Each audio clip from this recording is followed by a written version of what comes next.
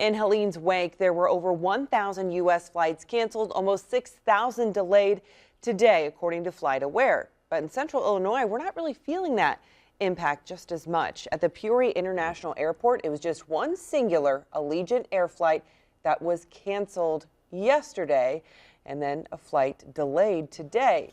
But it was unrelated to this weather. In terms of impact here at Peoria, we really don't anticipate any because we've got fully instrumented runways, and the aircraft can land and take off in the wind and the rain.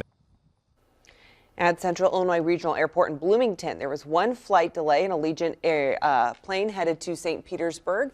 Leaders at both airports tell us they don't expect any more disruptions this weekend due to Hurricane Helene.